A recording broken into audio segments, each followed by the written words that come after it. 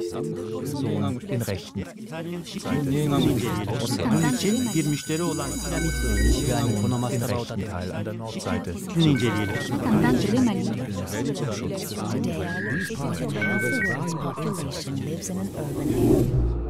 Moving forward. So I'd like to address an issue related more specifically to technologies, what I'm inspired by Simmel calls the will to connection. Simmel actually described the human interest and ability to make connections as a key feature of a species like the humans. In a famous quote, he talks about how the humans leave traces in the landscape. And also how they navigate according to these and follow along them. Now what I'm interested in is then some of the new technologies that afford the will to connection actually leaves no visible traces. We cannot see all the digital communication as we could trace the path through a field in the old days. Nevertheless, I think these are important technologies. Now what I want to speak to a little bit is the notion of digital technologies, network technologies, as part of a toolbox. I'm thinking here in particular on the practices related to urban design and planning, where most professionals would know that there is a number of various technologies that you can apply, including some of the latest GIS technologies, etc. Now what I wanted to argue here, and this is coming from a book chapter in the book called Termed Local and Mobile, edited by Adriana Silva and Mimi Scheller, I would like to argue that I think planning professionals need to add some extra tools. They need to think about an ICT toolbox and add some extra elements into that toolbox.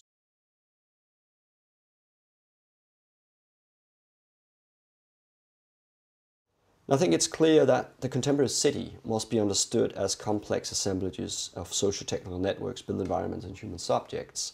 And with the advent of network technologies, I think new perspectives arises, but also new issues, of course. Scholar Rob Kitchen has termed it the programmable city, or in collaboration with a colleague, he talks about code space.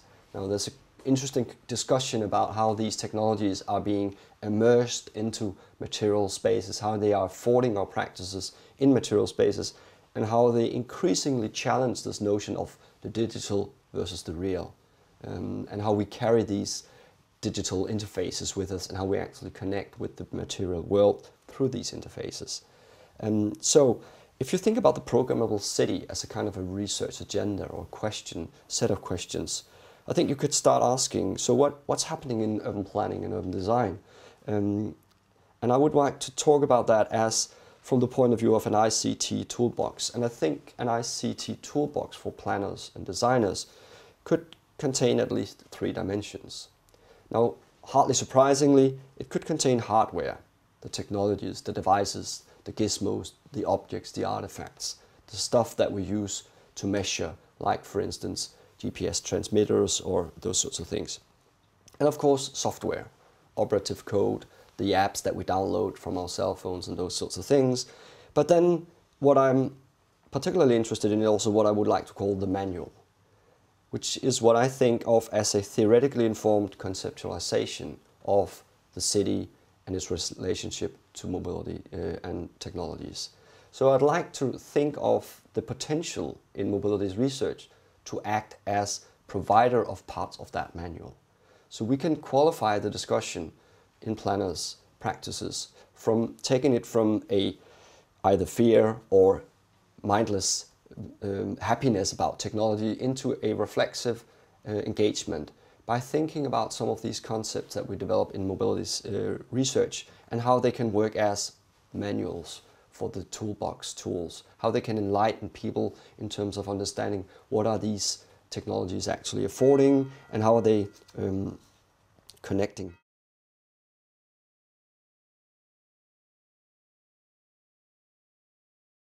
So I think the need for an ICT toolbox or technology toolbox for planners will reach across a number of disciplines.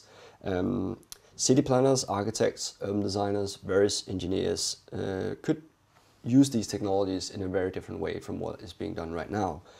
In Denmark, which would be my sort of reference point here, there is a beginning multidisciplinary and cross professional discussion about some of these technologies.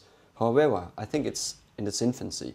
And I think also a lot of municipal planners and urban designers and people working out of architectural companies are still relatively isolated and even not communicating a lot in these sorts of ways. Also, there is an issue about the way that municipalities organize the city planning into pillars or areas or departments like traffic, urban space in different departments, which of course doesn't make sense if you try to look at it from the point of view of the mobile subject who moves around in the city. Now, this is not a new situation, but I think the advent of location-based technologies and mobile communication devices actually challenges this idea of departmental sort of engagement with the city in that respect, and also thinking about the digital and the physical as separate realms, or the ITS is something that the traffic engineers must take care of and the public spaces are for the architects and so forth. And I think that is really being challenged by the way that these technologies seems to afford a more widely understood and on perspective of the city and how people are actually understanding the city. So I think the demarcation of visible, invisible, local, global, physical, digital becomes problematic. And I think we need the manual or the theoretically informed concepts to have a conversation about how to deal with these sorts of issues.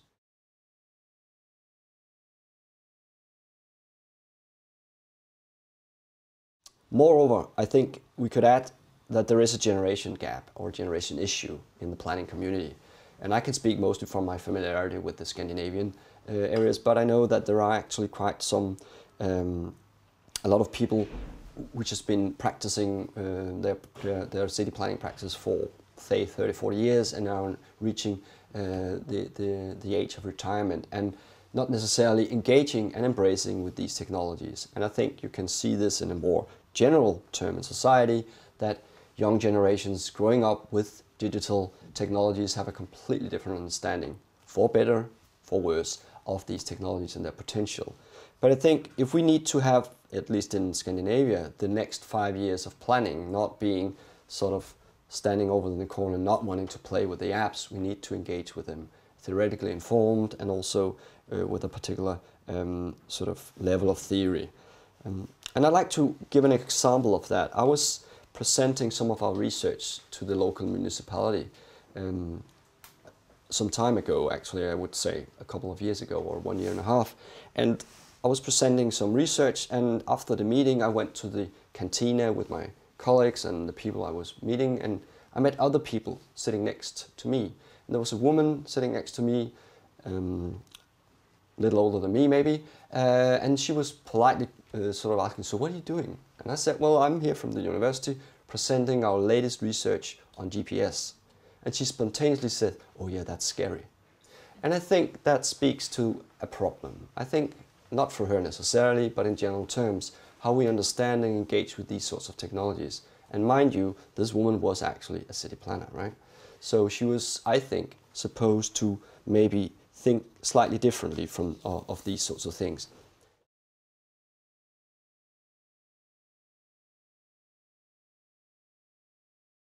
Now, I'm not trying to suggest that there's a particular way of doing this, but I think we could actually contribute from the mobilities research to facilitate this discussion. Also, I think that there is a lot of awareness to the dark side issues around these technologies. I mean, the whole discussion about NSA and American surveillance and Big Brother perspectives has been around for a while. When we do research in Denmark, we have very strict regulations on how we can do any kind of tracking. So there is a sense of these sorts of things. At the same time, people happily take away their rights when they download the latest app or buy a new phone or whatever, right? So there's a lot of commercial surveillance, and there's a lot of public research, that don't have these sorts of technologies at hand. Now, I think that from the research we're doing in CEMUS, the Center for Mobilities and Urban Studies at Aalborg University, and in particular in the Mobility and Tracking Technologies research cluster, I think we can draw out a few ideas for why this is important for planners to engage with.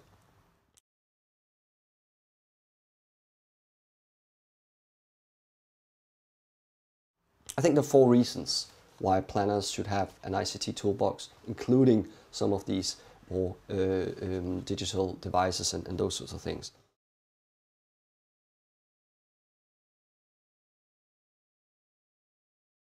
First of all, it's out there. As I speak, people log data by the numbers. People are organizing their trips, they're figuring out where to go to meet friends, where to shop, all these sorts of things, regardless if the planner thinks that's scary or not. So, if you wanted to go a little more sort of principle on this, you could say, if you claim to know and plan a city, you would also need to know and plan for these technologies. I think we reached the point where planners, city architects, designers have to realize that digital technologies, Wi-Fi, apps are as important as sewers, roads and buildings and streetlight. When you check into a hotel, you like there to be hot water in the tub, right? But you also would like free Wi-Fi. Increasingly, these sorts of services are being taken for granted as amenities or infrastructures facilitating some level of ordinary contemporary urban life. So I think the first reason is it's out there. It's part of the city. So if you're a city planner, you got to know that and be some kind of related to that.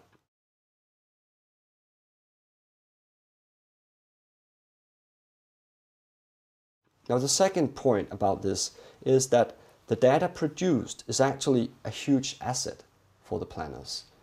You could think of various ways of reporting.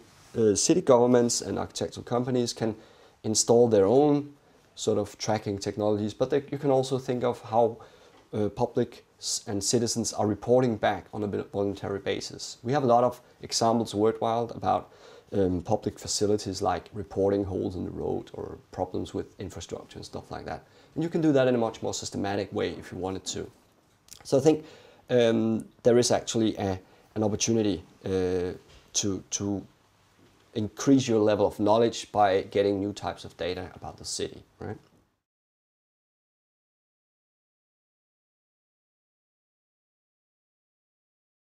The third point I would argue is sort of facilitating this argument that planners need an ICT toolbox is related to the antidote to the Big Brother scenario. It is clear that these technologies offer lots of surveillance potential, some of them being state, some of them being commercial and what have you, that we can talk about in terms of power, surveillance and those sorts of things. But also, I think, and this is often not in the equation when planners talk, these tools are new participatory technologies.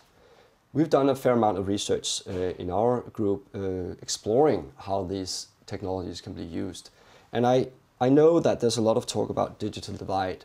So people who are not in command and control of digital technologies will not be able to participate. Now that is very true. However, from a research project we did very recently in a suburb of Aalborg where you have low-income groups, lots of immigrants and lots of young people, we engaged with the young people in that area, and I'm pretty sure that they wouldn't have come to citizen meetings and charrettes and listened to long talks by a planner somewhere in a school late at night, throwing charts after charts. But when we approached them and said, what about mapping the areas that you like and do not like, and then commenting on these GPS maps and so forth, we actually have those young people engaging in thinking about the future of their neighborhood and their city in a completely different way than you would have had otherwise. So I think there is actually a potential to think about some of these technologies as participatory tools as well.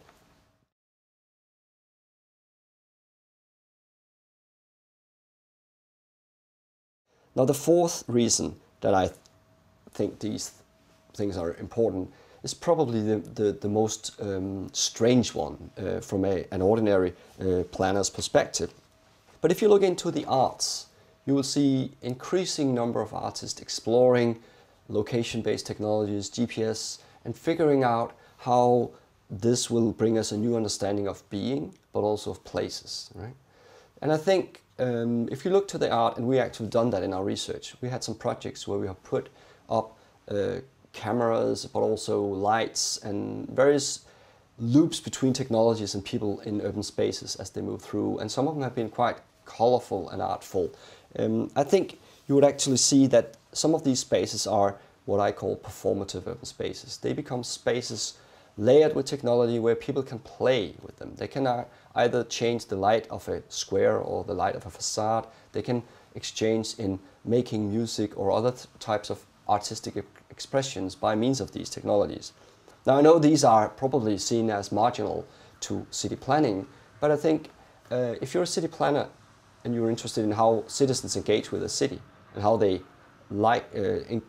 play with the technologies in the city, you will actually also understand a potential of these technologies as well.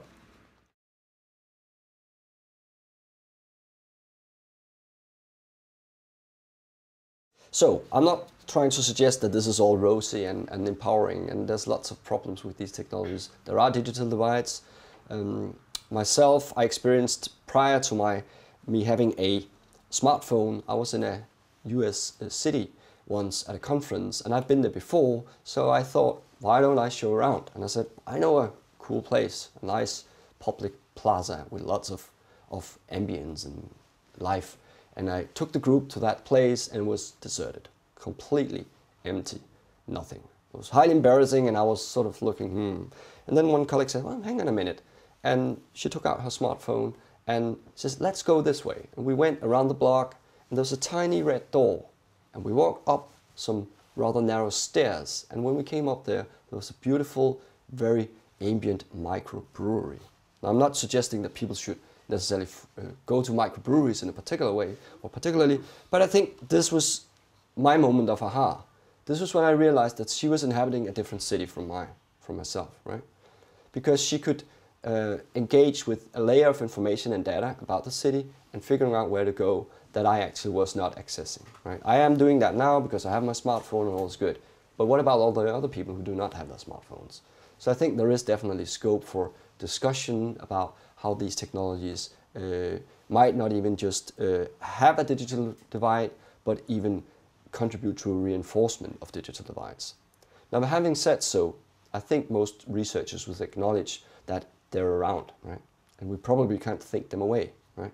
So I think we have to deal with them. And one of the ways of dealing with them is to have a conversation with our planning communities about understanding the importance and the potential of these technologies.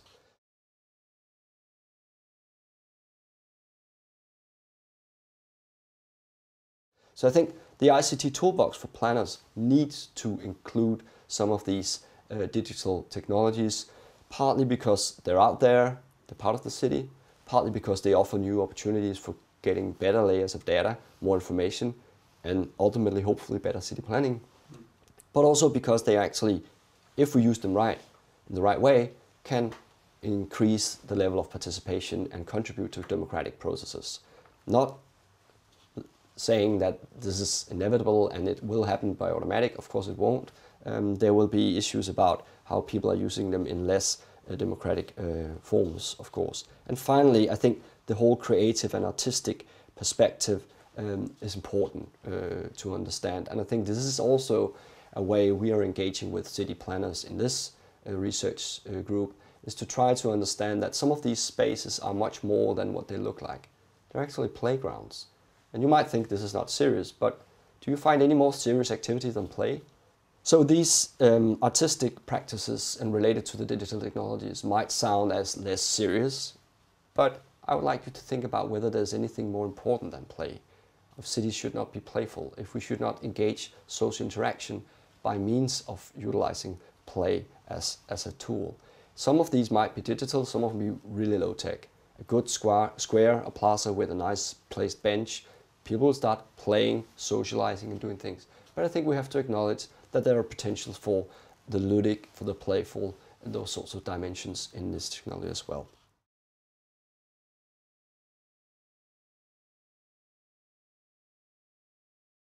So, coming to an end, the will to connection is as old as humans' movements across the surface of the earth.